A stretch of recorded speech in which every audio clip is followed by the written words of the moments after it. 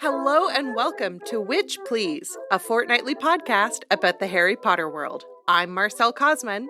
And I'm Hannah McGregor, and we are thrilled this week to be introducing a very special guest expert, who we might refer to as a guest spurt, depending on how much we like to challenge our own mouths. Yeah, that was horrifying. So our guest expert is Dr. Lucia Lorenzi, who is a scholar, activist, and writer based out of Vancouver, BC. She specializes in trauma theory and Canadian literature and drama with a broad focus on sexualized and gendered violence in literature and other media. She is also an expert in the politics of coziness. Welcome, Lucia. Hello. Hello. I love watching you lean into that mic. It's very like radio personality. Yes.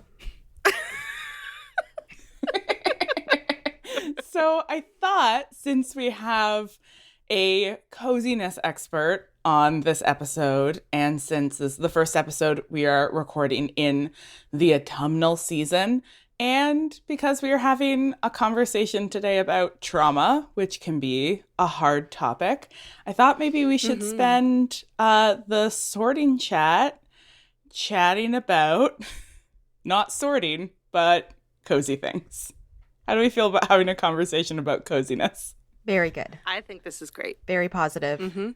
10 out of 10 would have this conversation. Fantastic. Yeah, good choice, Hannah. The ethos of coziness in many ways is inspired by friend of the podcast, Brenna's child, Groot.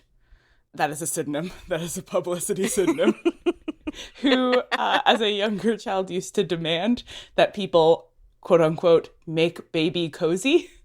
It was a concern when he was feeling inadequately cozy. He would say, make baby cozy. And then you would like wrap him in blankets. And so I would like to ask of the two of you, what are you doing right now to make baby cozy? Lucia, do you want to start being our cozy expert? Yeah. I'm wearing my favorite cozy sweater, which is this gray sweater, and in also gray shiny applique says the word maybe on it. Ooh. And it just really, for me, just brings to mind, like, I could do something, but, maybe. I love ambivalence as a cozy mood. Oh yeah, ambivalence is a weighted blanket. I also feel like me, you have been leaning hard into it being crisp season in Vancouver, which I mean the season in which one makes a dish that consists of fruit topped with some sort of oat crumble, not a season in which the air is crisp. Yes. The air doesn't get really crisp in Vancouver, it just stays sort of soggy. Ooh. Ooh. That's not cozy. I have been like baking a lot. Like I forgot how much I liked baking because it was summer. Marcelle, is it cozy season yet in Edmonton? Oh, yes, absolutely. But we've been having weird weather fluctuations. And so there will be days where it is unequivocally sweater weather. And then the next day it's like plus 23. And I'll be in my house and my house is very cold. And then I'll leave the house to go, I don't know, get a grocery or pick up my kiddo from daycare or whatever. And it's like 1,000 degrees outside underneath all of my cozy sweaters and thick, warm socks. And I really, really, really love cozy socks as a coziness strategy. And I hate socks when I'm hot. I hate having hot feet. I am such a baby with my feet. Like sometimes whenever I'm reading, like historical fiction where people are forced to be in the army and they don't have boots that fit and they get blisters and they fall down and die in the trenches. And I'm like, yeah, I'd be dead in a second because I'd be like, oh, my boot doesn't fit. And I would just roll over into the ditch. They'd be like, we've been walking for 25 minutes. We have so far to march. Trench foot is absolutely one of those things where I'm just like, absolutely not, no. No trench foot for this guy. Not interested. I just can't. I can't. My feet are my weakest link. I am weeping.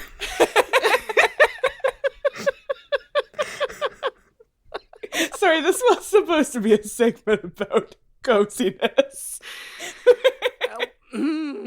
Yeah. Oh. Anyway, love blankets, big fan of hugging cats. Shall we move on? Yeah. Let's do it. Sure. Cool. Yeah.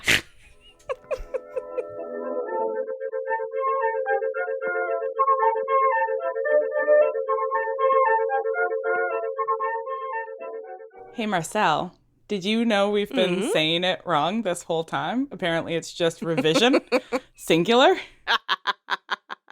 And by it, I mean the segment where we summarize our discussion so far and ask some new questions of the text. Yeah, that was a bit of news. That's fine. We're charmingly foreign and don't understand how British things work. It's very true. It's very true. Part of our appeal.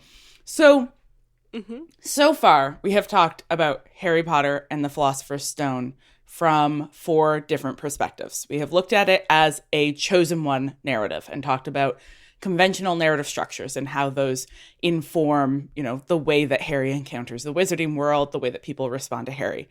And then we talked about Orientalism, and we introduced the idea of discourses, and particularly discourses that produce ideas of the other, and the way that we can see Orientalism as a discourse showing up in descriptions of the goblins in the wizarding world, for example, or Professor Quirrell as a villain in this first book. Then we looked at animals as an example of ideology, the sort of ideologies that underpin discourses. And in this particular episode, we looked at the ideological distinction between the human and the animal, the idea of the human as other than animal. And we looked at a bunch of examples of magical creatures in the books and how those are sort of examples of that ideology at work. And then in the last episode, we looked at another extremely important example of ideology at work, which is class, which is kind of the ideology that the whole idea of ideology came from, really. Wild. It's theorists of class and of capitalism who sort of first came up with the idea of ideology as this sort of imagined relation to the real conditions of our collective existence. And so we looked at class and how its logic sort of structure the Harry Potter world. We've already covered so much ground talking about this book, but in this episode, we're going to turn to a theory that's a little less about the ideologies that the wizarding world is built on and a little bit more about the narrative itself, both in terms of what happens to Harry and the other characters and in terms of how what happens is communicated. So in some sense, we're sort of dipping back to a familiar segment from the original run of this podcast that we called The Boy Who Narrated. That was dedicated to looking at Harry's unreliable narration and how once you really start looking for it, you can really see that the books are narrated from the perspective of Harry, and so there are gaps and absences and things that we aren't told right away and things that get corrected and become clearer in later books as he grows up. And that whole idea of gap and absence and what isn't being said and the unreliability of the narrator, that all really sort of opens us out into the rich and interesting world of trauma theory and thinking about, how does trauma inform the way that a story is told, the way that a narrative is structured, the way that we get or don't get information. So we're going to take a bit of a deep dive into trauma theory itself in the next segment. But before we do that, I thought we should take a look at some of the moments in this book where we sort of see trauma arising, either in terms of actual subject matter, right? Where do we see the presence of trauma in this novel? Spoiler alert, there's a lot of it, but there's going to be more in later books, so that's fun. But also, maybe starting to look at some of the more thematic or structural ways that trauma also appears in this book. So, Marcel, you wanna start us off? Sure. I was thinking that I wish I had made a chart for this because I also wish you had made a chart. I think it's my new prep strategy, but I didn't make one this time. So who knows what's going to come out of my head. One of the things that I remember thinking the first time I read the book, I think I was 19 at the time, is how much the films underplay the abusiveness of the Dursleys. And like, I get that in Hollywood, there's only so real you can be with a children's movie. But the thing that I find really remarkable about the first book is how very frankly abusive the Dursleys are to Harry. And it had not, until we started talking about this episode and preparing for this episode, it had not really occurred to me that that abusive relationship informs so much of the way that Harry perceives the world and the way that we then perceive the world through Harry. So I think that's something I would like to talk about more. It stood out to me so much on my rereading this time around, that line where he's at the first banquet at Hogwarts and, you know, the narrative says, which is sort of like a third person inside Harry's head, the Dursleys had never exactly starved Harry, but he'd never been allowed to eat as much as he liked. And that's so, like, the way that even as a child, he is sort of self-correcting, like, well, they never starved me. Mm-hmm. Like, even having to process that as an 11-year-old, like, what it is to live in a constant state of, like, not dying. Mm-hmm. They're not harming you so badly that you're life is at risk, but you have lived in a perpetual state of not being given enough. Mm-hmm. And it's such a powerful metaphor, too, for like the systematic way he has been deprived of care and emotional nourishment as well. And like, not only is it that he's never been given enough, he's been never given enough in front of a peer, somebody who's more or less the exact same age as him, who gets everything that he wants. And that's very different from, say, growing up in a situation where your caregivers cannot provide for you. This is a deliberate withholding from him. Yeah, which isn't to say that growing up in a situation of sort of persistent lack that isn't this spiteful wouldn't also be a traumatic experience, but that this is a very particular trauma where he is being consistently singled out in a household where there's ample to go around and is being deliberately deprived as a punishment for being the person who he is. Yeah. I mean, I think like chapter 1 is just called The Boy Who Lived. Through what?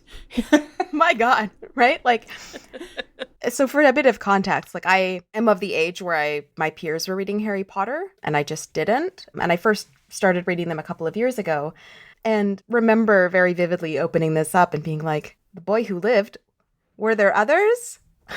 And just not having like, you know, which is, I get, you know, my sort of adult meta-narrative in my head, but just the opening lines of the Dursleys talking about that they were perfectly normal and my adult brain being like, what are you hiding? I am deeply suspicious. I am deeply suspicious of this narrative from the beginning. Yeah. I mean, we can get into this later, but that's the challenge of coming to this text from an adult perspective versus like a child's perspective. Mm-hmm. Yeah. Mm-hmm. That point, the calling him the boy who lived right up front, like we know why he is called the boy who lived. He's the boy who lived because his parents were killed horribly in front of him as an infant. And so he is stamped right from the beginning in terms of that like formative trauma that is physically emblazoned on him. Like we talked in the first episode about the scar being a sign of his specialness that marks him as different and unique in the wizarding world, but is also, of course, a constant memory and physical sign of this originary trauma, that he is the boy who lived because his parents died, that he is always framed in terms of this traumatic event, this lack, this status as a survivor. And so we can talk about, you know, like survivor's guilt and what it means to be marked as a survivor of something that other people didn't survive. Grim. What a grim children's book. You've also made a point here in the notes, Marcel, to get a little bit meta, that when I first read it, I was like, whoa, I didn't think about that. Which is about like the status of the whole wizarding world. Yes. Yeah. This is another thing that I hadn't really thought about in real sort of lived terms until starting to get ready for this episode. But the Wizarding World is only 10 years post-war. And for a child, 10 years is eons. 10 years. Oh my gosh, 10 years is the difference between a 10-year-old and a 20-year-old. That's forever. But for an adult, 10 years is like, oh, I've been living in this city for 10 years and I don't expect to be here forever. And so the fact that the Wizarding World is only 10 years post-war, I think can provide us with some new and interesting ways to think about the ways that trauma has impacted everything that Harry is coming to see for the first time. And so, we make a lot of jokes about how there is no sense of pedagogy at Hogwarts, or the fact that Snape is relentlessly cruel for no reason. And not to say that these things are excusable if we think of them through the lens of trauma, but that they might be explainable or understandable. Because if let's say Snape is 35 years old. Oh, no, no, that's younger than me. No. He, at the age of 25, was an undercover operative working for Voldemort's army. And in this book, we don't have a sense of what that's like. But in book 7, we absolutely do have a sense of what that's like. Would you have been able to recover from that without therapy? No, I mean, it's so powerful to reframe your thinking of all of these characters as veterans of a war. As veterans of a war in which they lost their best friends. Their best friends, their families, their futures. It's an absolutely wild reframing. And I think it really does pick up on what Lucia was just saying about returning to these books as an adult, that you have, so many different kinds of perspectives on them than you would as a child reader. But that sense of 10 years as a huge amount of time versus a very short amount of time, and what it means to still be reeling from the losses of a decade ago is, I feel like an adult reading to bring into these texts. I also wonder, because Lucia, not to put you on blast, but you have not read beyond, I believe, the 3rd book. Oh, shit. How dare. Spoilers, Lucia. I'm so sorry. Dare. But I wonder if... I got real sad after book 3, okay? And I was too sad to move to book 4. And also, that's when the books get bigger. And I was like, I can't carry this around my bag. So... Too heavy. And it's been 4 years and I haven't finished it. So... This terrible thing happens where Lucia starts to get into a thing that I really like. And then I get really excited about her being really into the thing. And then she stops consuming it. And then the more I pressure her, the more she resists it. Because I think it just becomes you're proving that I'm not the boss of her. So now she'll never read these books to spite me. The good thing about reading them at this age is I haven't seen any spoilers. I just don't know what happens. And I think that's the thing of I can never have this experience of reading it for the first time again. Guess I'd better delay it by putting 4 years between, reading book 3 and book 4. Wow. 1 book every 4 years. Honestly, though, if you found book 3 to be too sad, I want to encourage you not to read book 4 or 5 or 6 or 7. They do get progressively sadder every book. Lucia, I wonder if coming to this book as a sophisticated adult reader, but also as somebody who hasn't read all the way through, if that aspect of this is a post-war world, these are adults who are grappling with their own traumas, does that come through at all? Yeah, I think so. And I think that's because having studied children's literature earlier in my career and studying trauma, that I'm always trying to think of the larger ecosystem in which the trauma is occurring, which is partially kind of the thing about trauma theory itself, right? I think that I, as an adult reader, consider the broader ecosystem or context in which this, protagonist is experiencing trauma. Because it's so evident in the first book that, the trauma that Harry has experienced is connected to Hogwarts and that whole world. It's not just that he's coming to Hogwarts with some random thing that happened to him a long time ago. It's like, no, these are actually like actors within like the larger story. And then, you know, I got a sense that the pieces would kind of fall together. And I got enough of them through book 3 to sort of actually start to flesh that out a little bit more.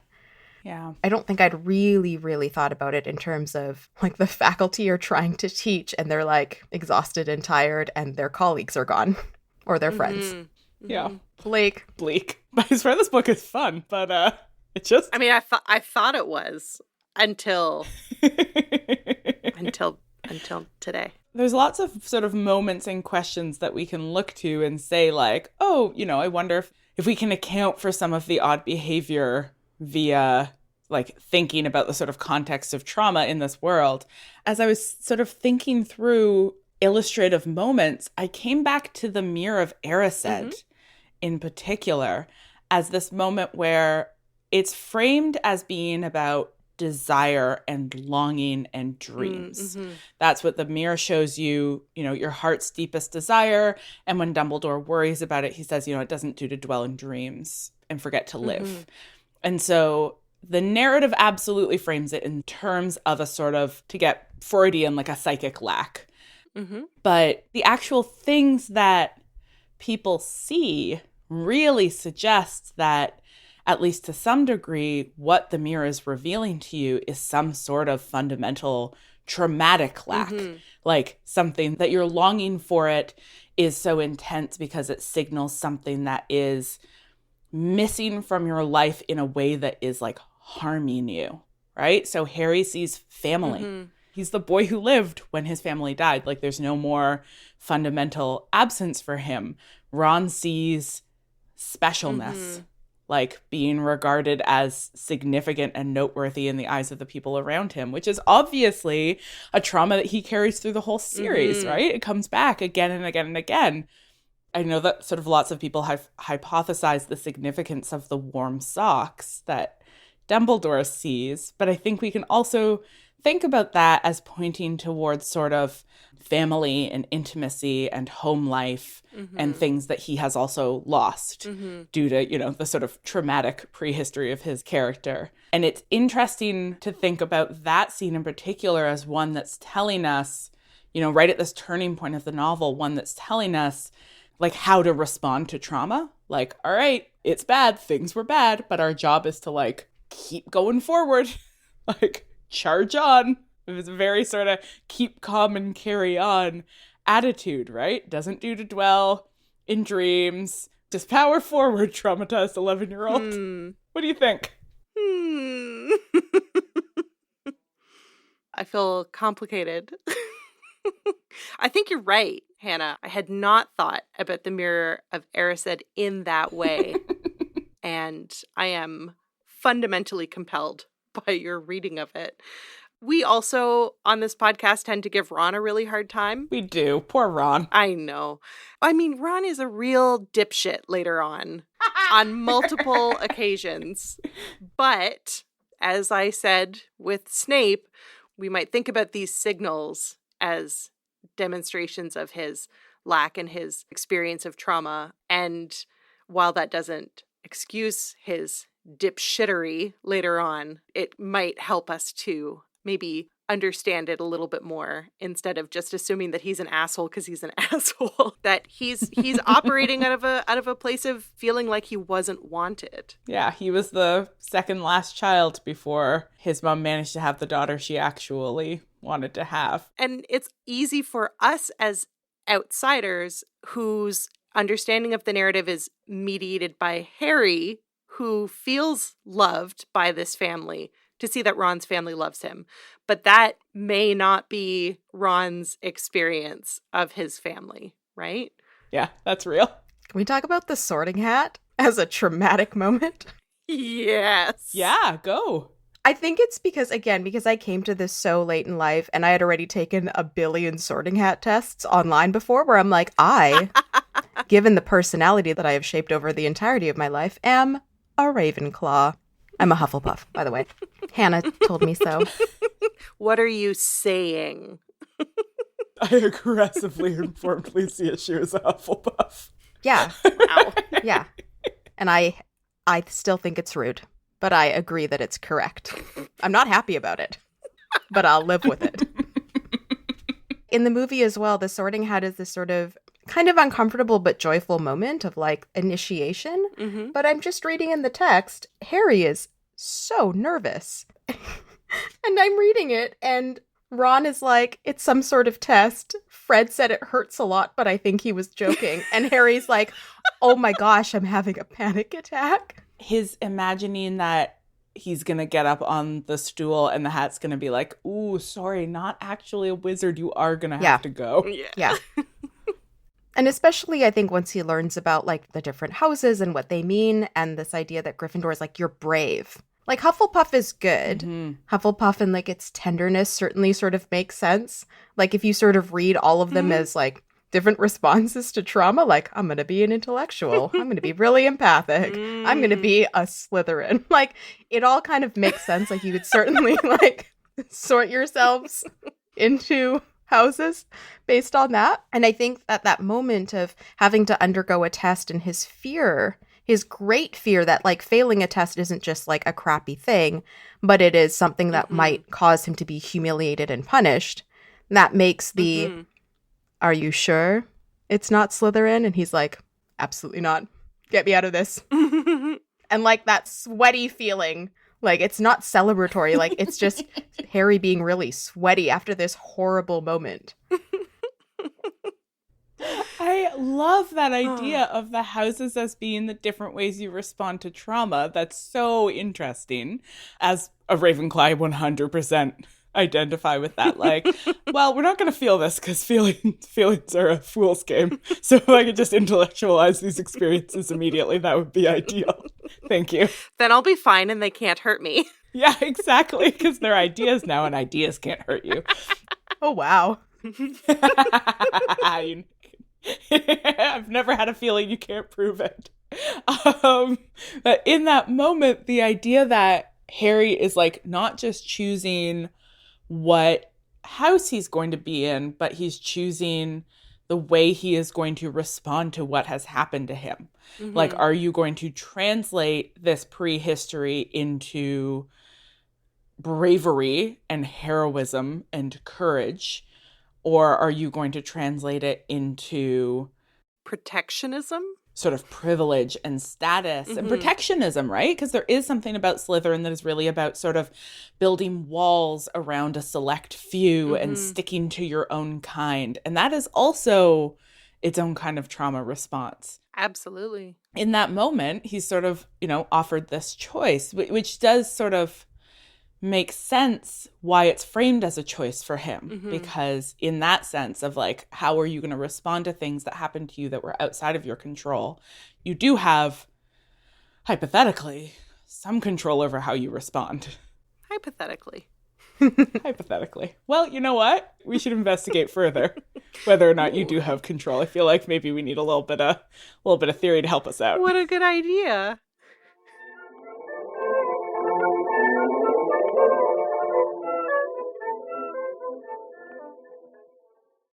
Truly, there is no transfiguration more magical than turning our work into someone else's work. So let's head to Transfiguration class, where our special guest, Lucia, is going to introduce us to trauma theory. All right. So, Lucia, before we get into what trauma theory is, could you maybe give us a kind of working definition of how we can understand trauma in this context? Yeah, absolutely. So trauma comes from the Greek word for wound. Oh. And so at the heart of trauma, and sort of the way that it's been sort of classically understood is that something happens where there's something that sort of breaches that feeling of safety between inside and outside. That feeling of safety between your inside self and your outside world. And so trauma is, experience that challenges our feelings of safety to the point of also fearing for our lives. And post-traumatic stress, or the way that we respond to trauma, is what happens afterwards. So it's about how we process an experience that challenged or threatened our feeling of safety, whether that's emotional safety, physical safety. And it affects one's ability to cope one can often feel as if one is reliving the situation. So that it also sort of affects the feeling of time, right? So that something is never completely past, or there's also an anticipation that it might happen again. And I think I should clarify too, and this might lead us into our discussion of trauma theory and its sort of critiques, that there's, in the clinical sort of literature as well, this sort of little t versus big T trauma. So big T trauma we might identify as very specific events that you can identify in a particular space and time. And little t trauma can be smaller events that have a cumulative effect over time. Thank you. That was incredibly clear and helpful. Oh my goodness. So trauma theory is a really interesting field. And I think that before I start, I should give some caveats as to what trauma theory isn't, because that might actually do the work of helping us to understand it. So trauma theory is not the same as the clinical practice of diagnosing and treating trauma, whether it broadly relates to depression or anxiety, but more specifically, the actual diagnosis, the disorder that the American Psychological Association has defined as post-traumatic stress disorder. You know, I am not a clinical practitioner. And I should also say, too, because it's important, that not every discipline that deals with the histories or the impacts of trauma is trauma theory. It's a very specific line of theory and study that, as I'll explain in a little bit, has its own really complicated histories and problems. But I want to preemptively make sure that just because other disciplines like maybe Orientalism or animal studies, Black studies, Indigenous studies talk about trauma, that doesn't necessarily make them a part of trauma theory, if that helps. So trauma theory really comes out of the early 1990s through the 1990s, which is kind of interesting if we're thinking about the historical moment in which Rowling is Rowling. I don't think I've ever said her name out loud. Rowling? I believe it is Rowling for the following reason. Here's a quick joke. How did Harry Potter get down the hill? Wow. Ask how. No, I won't. Ask you how. can't make Ask me. me. Absolutely Ask not. Me how. No. Ask me how. Lucia, do it. No. Ask me how. Leaping. Walking. J.K. Rowling. Oh, I didn't see that. Yeah, okay, that's smart. Okay, that's good. I respect that. Yep. Wow. So in the 1990s, you see this kind of convergence of folks who are working on various aspects related to trauma, psychoanalysis, so which sees its origin in Freud in the early 1900s, history, especially post-war history and Holocaust studies in particular, and clinical practitioners they're all kind of coming together to understand trauma not just as an individual psychological phenomenon, but as a cultural phenomenon. And how has culture informed how we understand what trauma is? And so one of the big things that I want to talk about in terms of trauma theory is that the theory and kind of the way that we kind of think about trauma as an individual experience, the theory has also kind of helped define the experience as well. Say more about that, Lucy. Sorry, I should respond with my voice, but I'm making this face that's like, ah. So I'll just make that noise out loud instead. Well, earlier we were talking about gaps or absences in the narrative, and trauma, as it's talked about in trauma theory, is really talking about this belatedness, so the delay between when you experience something, the actual trauma sort of at a point in linear time, and then when you sort of psychologically experience it. But what's really interesting is that there's a lot of work in trauma theory about the relationship between media, and that includes literature, and sort of the form of media and trauma. So, if we think about things like the idea of flashbacks as being sort of video on repeat, that's really informed by the development of film throughout the 20th century. And that language of technology and how we tell stories has really brought itself into the clinical discourse around trauma theory as well. Oh, that's so interesting. Like the whole way that we think about like what it means to have memories or a relation to the past is like mediated by our actual sort of media environment. The way that I like to think about it, and I think this is really helpful, there's a theorist named Ep.5, who's recently published a book called Transferred Wounds, which is really about media. And Pinchevsky says that this language around snapshots or flashbacks, they're not metaphors and they're not figures of speech. They're epistemological scaffolding. So they're actually the concepts upon which we build our understanding of trauma.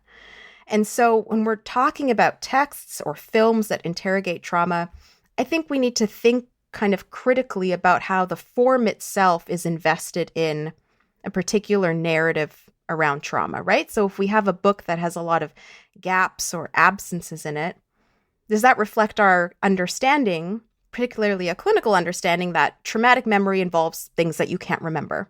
It's so interesting to ask whether it's like, here's a thing called trauma that has particular manifestations, and this exists outside of culture and then gets represented in culture, versus here is a sort of way narrative works that then informs what we call trauma and how we diagnose it. There's this like sort of classic phrase in critical theory where you refer to things being like always already something, which is always a sort of reminder that like you can't look at objects of study as though they exist outside of the whole sort of tangled world of ideas and texts and cultures and people, because we're all always already in this world of texts and culture and people and ideas. And so thinking about that, like trauma is always already textualized. It's always already mediated. We can't have it outside of the world of representations of it. So like those things are so tangled together. Yeah. And if you look at the history of even the diagnosis of the formulation of the diagnosis of PTSD, when it first comes into the Diagnostic and Statistical Manual of Mental Disorders, which is the publication by the American Psychological Association, it comes in and the definition talks about trauma as being something outside of the range of human experience, of normal human experience. So it's, clinically, it has this idea that like trauma is something that happens outside and away from us, but it's embedded in our language, it's embedded in our narratives, in our cultural norms, in our histories. And that eventually does get changed in the early 90s, where trauma in 1994, in the updated version, is no longer this thing that is outside of quote unquote normal human experience, which is, right. So how does it start getting defined in 1994 if it's not like outside of normal human experience? Trauma has always been defined by, being exposed to situations in which you fear that your life is in danger or the life of another person is in danger. And I think what happens in the 1990s is that trauma theory as a field has to really fight, sort of face with this idea that like, who is considered normal, whose experiences are considered normal, right? Because PTSD emerges as a diagnosis for mostly white cis men who went to Vietnam and Korea, and what the experiences that they came back with. Okay. And then we actually have to, realize that trauma and, the experiences that are traumatic have been a part of the everyday lives of lots of people for many, many hundreds of years, particularly for thinking about colonization. Just such a key piece of this conversation is like, what is it to think about sort of normative life as a life that unfolds without traumatic event? And then you've got, these terrible, like an evil wizard comes and ruins it, literally.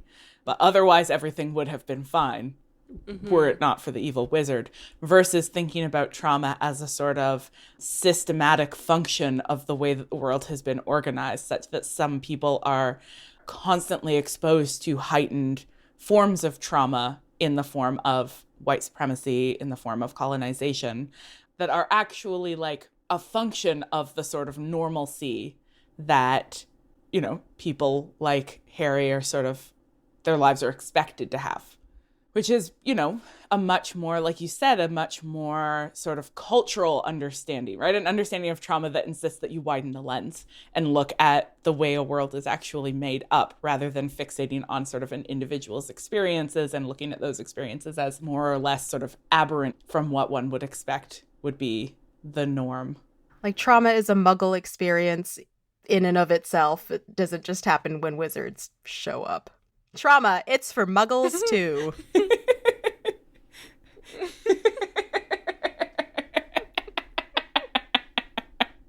It's true, it doesn't just happen when wizards show up. And that is an interesting piece about, if we go back to that conversation about Harry and Ron and look at like Harry's trauma is so clinically trauma.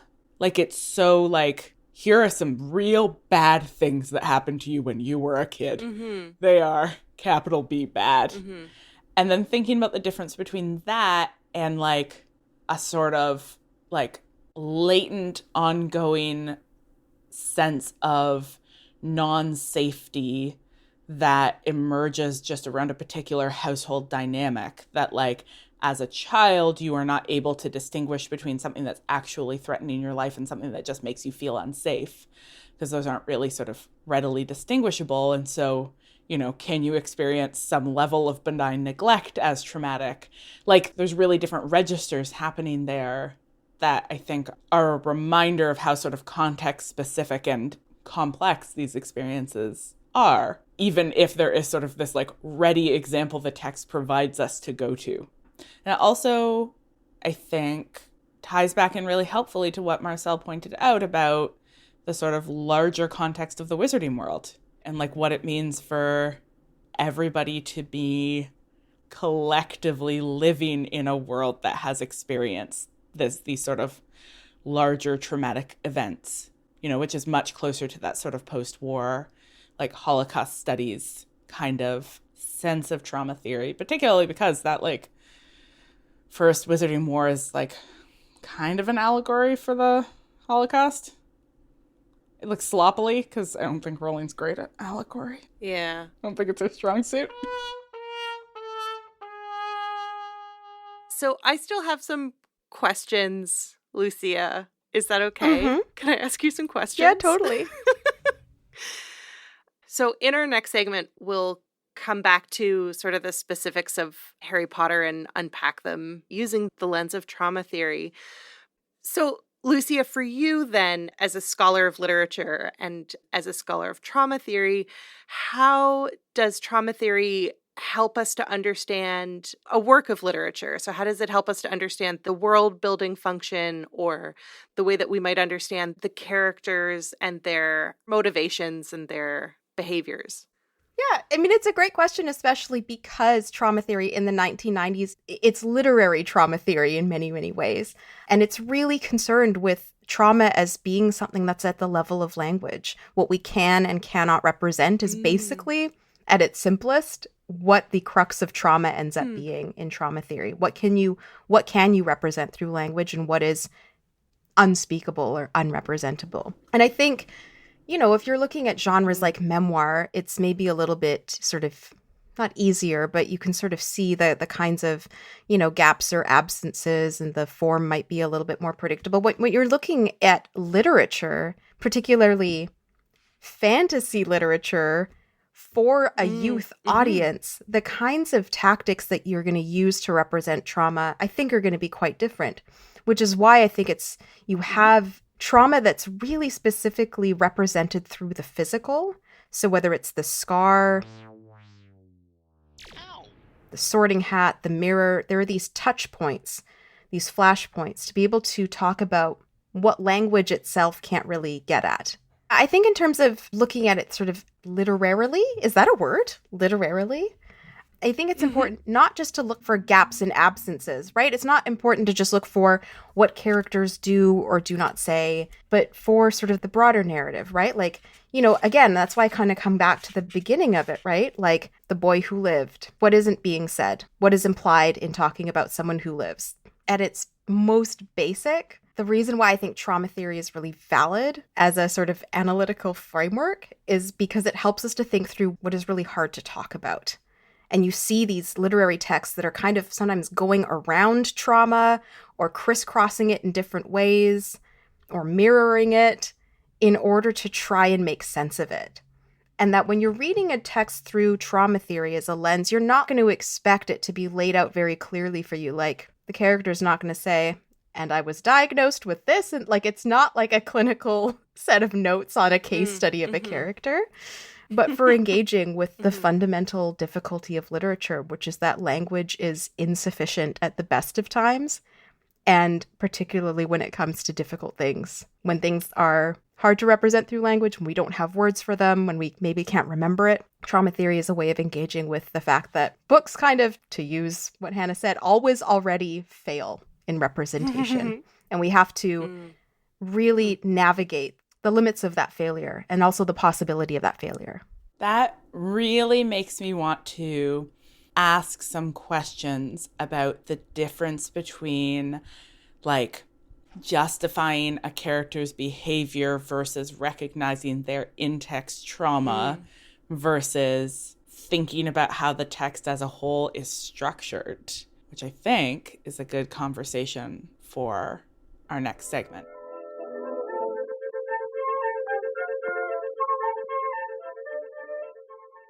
With all this learning under our belts, we're ready for our owls, where we use our theories to unpack something new about Harry Potter.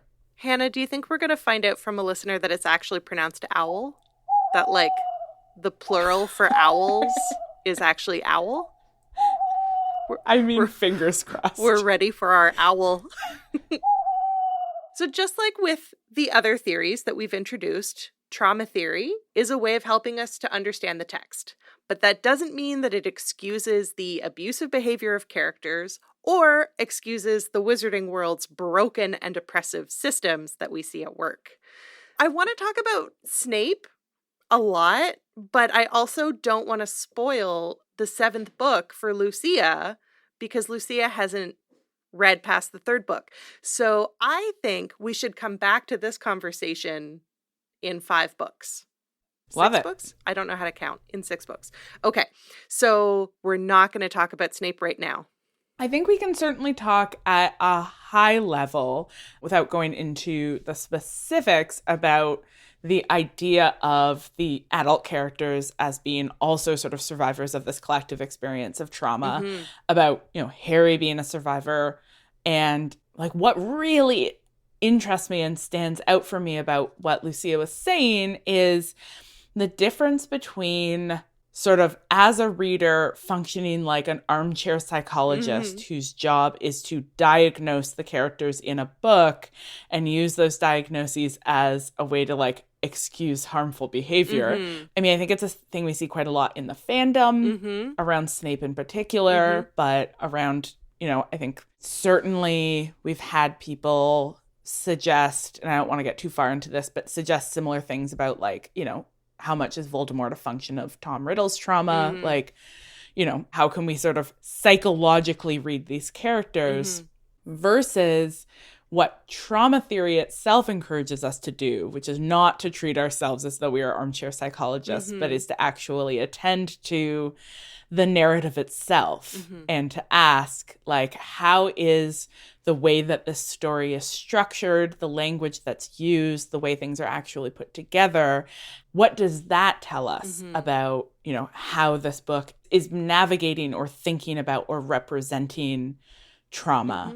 And I think that the first thing that stands out to me is thinking about how important this series is for so many readers, which is a thing we've really been coming up against since Rowling has gone like full public megaturf and watching the like very real sense of loss and betrayal from readers. Like there's a real discourse on Twitter where people are like, oh, couldn't you tell? Like her books are so bad. Obviously she's a terrible person, which is like, wow, there's a lot to unpack there. Like not everybody who writes an uncreative book is a TERF. So there's one thing.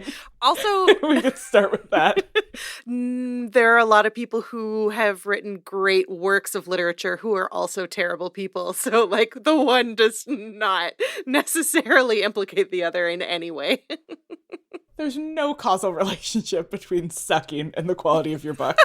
But, witnessing people's responses and for so many people how important these books are. And a question I get asked all the time is like, why are these books so important to so many people? And I think thinking about trauma theory might help us to understand that a little bit more in the sense of like, what is this book doing to create a narrative space in which a child reader can navigate experiences of loss, absence, non-safety, instability, so that the narrative itself becomes a sort of opportunity to grapple with those things. And, thinking about how the story begins by giving us this character who is defined by survival, right? Survival as a sort of distinction from what happened to everybody else. And then, you know, taking him through this movement from an outside to an inside, right? We've talked about this in sort of hero's journey, right? Taking him from a space of unsafety and lack into a space of comparative sort of security and community, and how that sort of that very narrative arc creates this opportunity to like process feelings of unsafety moving into a sort of feeling of safety. Like there's something about the promise of safety that Hogwarts offers that I think is key to how this book and this series has functioned for so many readers. That has a lot less to do with like any particular character's trauma and a lot more to do with how like the book itself structures a sort of movement from not enough to plenty, right? No friends to lots of friends, no food to plentiful food, no secure adult figures to a bevy of secure adult figures. Like this sort of presence and lack. Like that is the first thing that stands out to me that feels like sort of trauma theory, like invites us to think more structurally about what this book is doing. I mean, a critique of trauma theory is also that, you know, there's a difference between not being able to represent something and choosing not to, right? There's a difference between I can't talk about it and I don't want to talk about it. And I think that Harry Potter is, I mean, it's really, really interesting, even in this first book, where some things it's, again, as an adult reader, I'm just like, oh, we're just going to talk about the murder of his parents? What? Right? And so I think that trauma theory helps us see, like, that those are informed narrative choices. And for me, it helps me as a reader understand that, like, no, like, we can and we are talking about this with and for young readers and adult readers alike. It's not that it's this gap in the narrative. The terrible thing is being explained. The terrible home, like, living situation is being explained. And then I think from there we can discuss, like, how is that done? How is that done in terms of narrative voice or tone or other characterizations and how that's set up? So how is it done? Like, right? That idea of informed narrative choices is so interesting to think, like, there are lots of gaps in this book, and a lot of them are just the characteristic gaps of a child narrator, right? We can talk about the sort of lack of nuance around the descriptions of the different houses, or the lack of insight into the motivations of adult characters, or, like, you know, the way that people are either good or they're bad, and that's something that really becomes nuanced as Harry's own ability to sort of perceive the complexity of human society and of individuals gets nuanced across the series. But you're absolutely right. The actual traumatic event isn't absent, especially because a third-person narrator begins the book. So, like, the first chapter is narrated by somebody else, or by an omniscient narrator who, like, can sort of see the event in its totality and can just sort of describe it and, like, tell us right up front. But Harry doesn't know. And so as soon as we switch to Harry's perspective, all of a sudden there is this gap. But it's like a gap that we as readers have a, like, sort of ironic awareness of. Like, we know right from the get-go what Harry can't remember because we saw it. And he doesn't find out until chapters in. Like, you know, Hagrid is the one who tells him his parents were murdered. But we already knew that. And so what's the function of that? To, like, both have this gap in Harry's own perspective, but to make sure that we as readers are aware that it's a gap from the get-go because we've been told what goes in that gap. That's a real Inception style question. My brain is just like, there's a gap, but we know about the gap, but then someone doesn't know about the gap. So does the gap exist? Does the gap exist? So, okay, Hannah, in our first episode of this reboot, and I'm sorry, I can't remember if this actually makes it into the episode or if it was just our banter, but you would pose the question, like, how does being told that he's special influence Harry's decision-making throughout the novel? And I think we can ask a similar question about how does Harry's sudden discovery of the murder of his parents shape and direct his choices through the rest of the book, because we know from the first or second chapter that he has recurring nightmares about a flash of green light. And because he's been told that his parents died in a car crash and that's how he got his scar. So he believes that these nightmares are from the car crash. And then Hagrid, who is outraged that the Dursleys have lied to Harry about how his parents died, Hagrid, in his outrage, explains to Harry what happened. But Harry doesn't have the opportunity or the guidance to reckon with that in, I would say, a meaningful or a healthy way. It's just another piece of information in this cascade of, you're a wizard, Harry. Now let's get you an owl and some wizard gold. It's just one more thing. You're a wizard, Harry. Also, your parents were murdered, but don't worry about it. I got you an ice cream anyway. And here's an owl. It's a lot. So Hedwig is for sure an emotional support owl, right? Oh my God. That's Hagrid being like, I do not have the capacity to help you manage this trauma, but here's an owl. Okay. This is a sidebar. I do want to go back to Harry choosing to be a Gryffindor, but before we get there, what do we think about the possibility that children are allowed to bring animal familiars with them to Hogwarts as emotional support animals? That, like, this was not always a thing that you did at Hogwarts. This is a, like, post-Wizarding War strategy that they implemented at Hogwarts because there's no actual, like, therapy. They just let everybody there, like, we could not get a school counselor, but we will let everybody bring an emotional support animal if they need. Think about it. Who are the people who have support animals? Harry has an owl. Hermione will eventually get a cat. Ron has a hand-me-down rat. And Neville has a toad. We don't really see any other characters with animals, but we know that Harry has experienced trauma. We can surmise that we see Hermione experience trauma in book 2 for sure. Yeah. And we will come to learn, we also know that Neville has experienced trauma, but then we'll come to learn more details about Neville's trauma, and he's got his toad. Anyway. We never see these animals functioning as familiars or assisting the characters in their magic. Like, they're just there. Except for Hedwig delivering mail occasionally. She's helpful. She's helpful, but she's not like a... They're just there for a hugging. Yeah.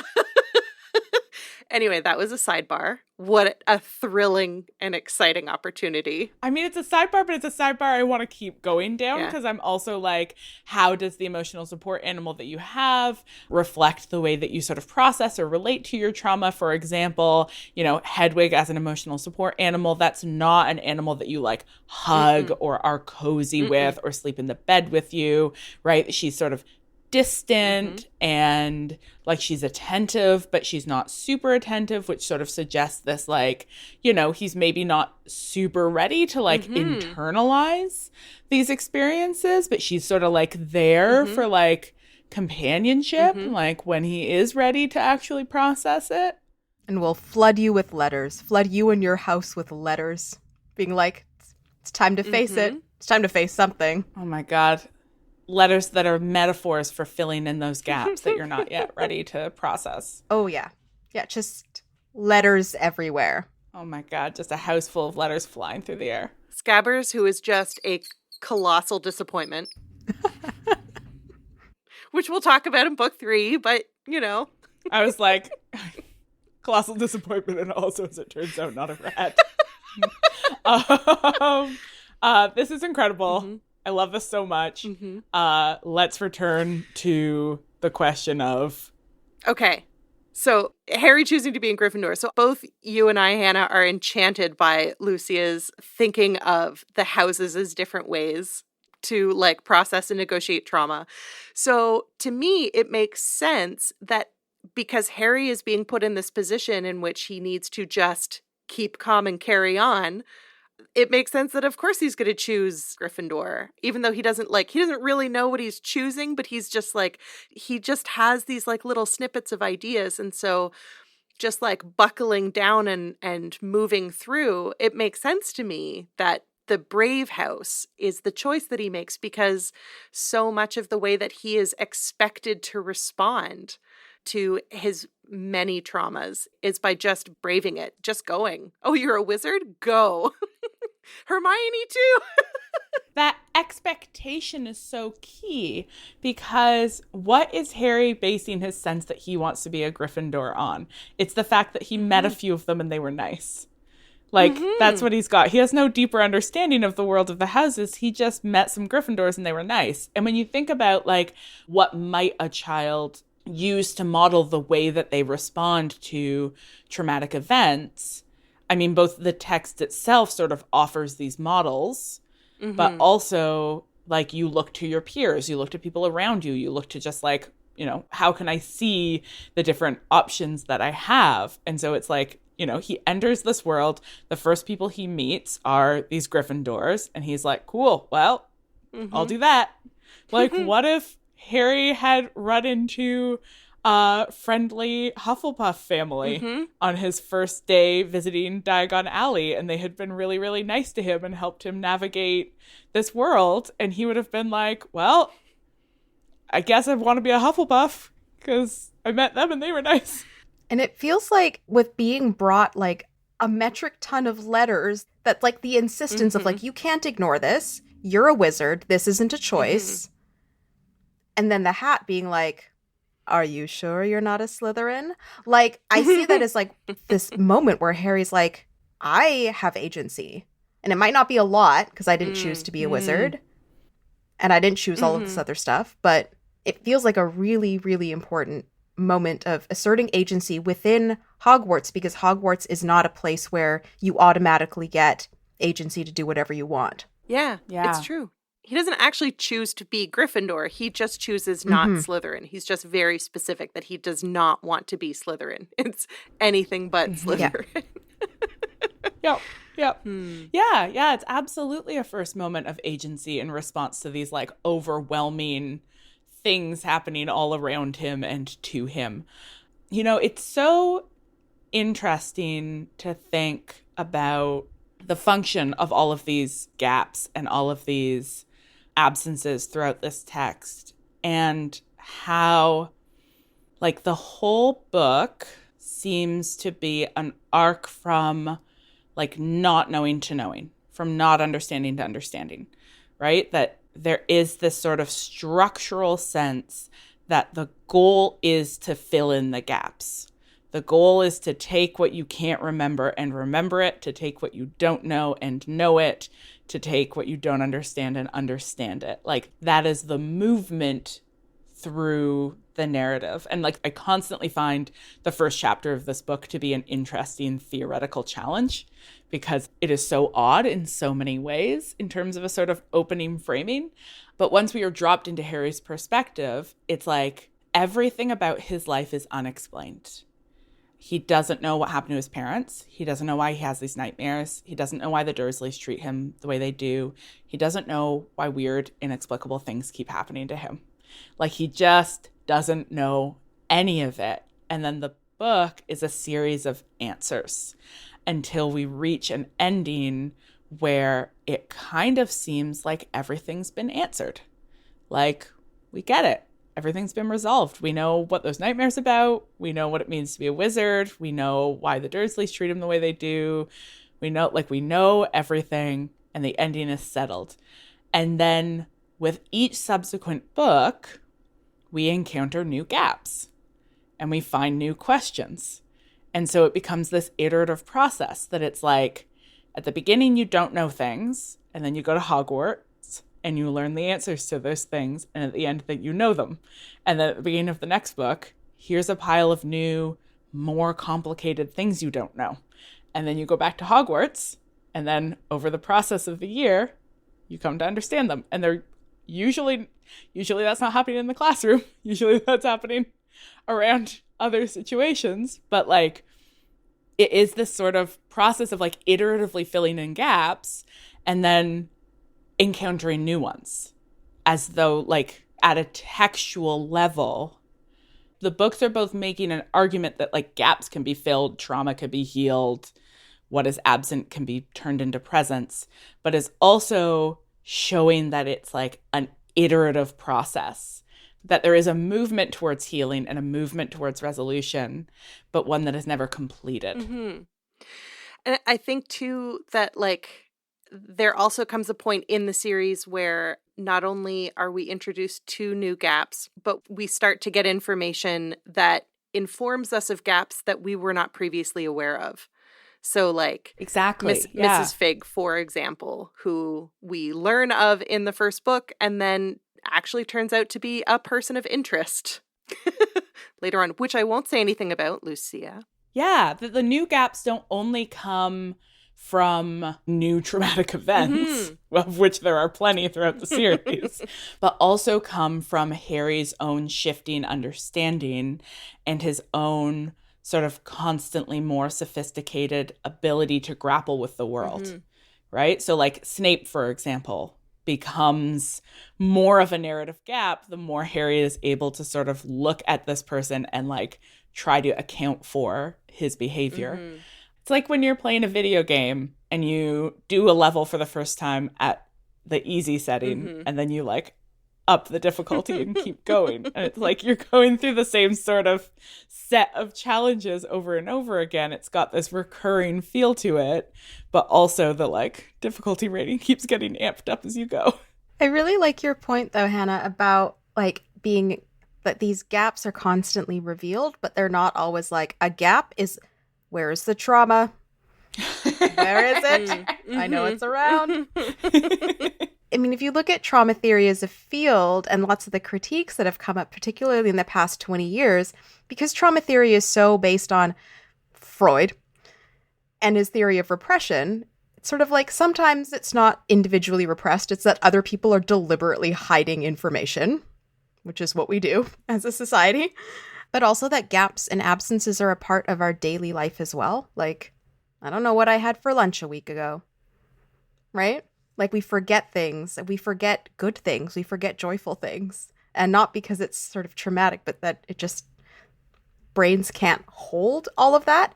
And so I think looking at the texts in a similar way is sort of, you know, you're starting off with such an intense chapter and it's such an intense first book that I think it can be tempting to sort of read all of the gaps, like all of the subsequent gaps as there is a terrible thing behind this. But I think a more sort of robust trauma theory reading allows for both of those things to exist. And also space for the characters to make their own inferences and develop their own attitudes to information that was previously missing or that they just didn't have the capacity to kind of understand at the time. And readers too, right? Like those gaps are part of how we have in the past accounted for the robust world of fan fiction that has emerged around these books. Like there's a lot of gaps that are not necessarily trauma gaps, but are just like wonderful opportunities. Just wonderful opportunities.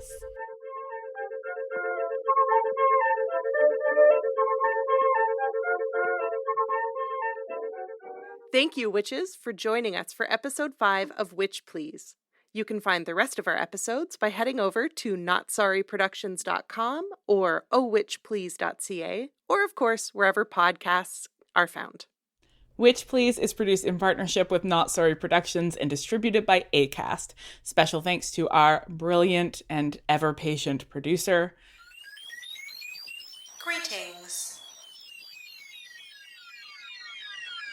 And to Not Sorry Productions for having us. And thanks to you, witches, for coming with us on this new journey. If you're into the reboot, why don't you let us know by dropping a review on Apple Podcasts? Every week, we'll read the names of the authors of 5-star reviews here. So you've got to review us if you want to hear Marcel mispronounce your name. We haven't recorded an episode in a bit, so we've got a small backlog. So Marcel, buckle up. Thank you for the 5-star reviews. Soph DK, Brittany O, O OK Eb Wakakerku, Yep, perfect. Keep going. Mitchell J. Hunter, Wenwei Fisher, Noonie 5690, Valerius JKA, Capt Sparrow. Oh, Capt Sparrow. Anna Borgia, the Phage, Gemma Liz 93, Rachel Hall 85, Avani, no, that's not a 6, that's a G, Avani G, Twakers, Hancy Drew, Naplak, Pen Plus Paper, The Fairy's Revenge, Roygio, or maybe Roygio, Kelsey Will, Jasmine in Wonderland, Snail Breath, Niflor Friend, The Rice Pudding, Elster Barton, Layla 81, Mia Jade, Slight Full, Mix Artemisia, Salbor, 1412 RLR, Harmony Umbrella, Justina Bean 2.0, Moderate Critic, PK Honey, Inga Langfeld, KBC 1518, or maybe that's 1518, Nova Dawn Marrow, Red-Haired Retail Worker, oh, that was a rough one. Just kidding, that was awesome. Happy Camper, but that's happy with many P's. Happy Camper, Caroline XYZ, and Sydney E, or Sydney _E. And apologies if we missed anyone. I'm not sorry if I mispronounced your name, because that, I guess, is the whole point of this segment. It's my favorite segment. You've all been so enthusiastic with your reviews, and we truly can barely keep up. Thank you so much. Oh, I love watching Marcel gradually lose a grasp of how language works. It just, wow, fills my heart with joy. I just got canker sores in my mouth trying to read those words. Yes. Also, don't forget, we've started a Patreon where you can help keep this project going and gain access to that solid gold bonus content, of which there is already so much. You are missing out if you are not on our Patreon. It is a wild ride. You can check it out at patreon.com/ohwitchplease. On our next episode, we'll be concluding our journey through Harry Potter and the Philosopher's Stone by stepping back to think about the book as a whole. But until then, later, witches.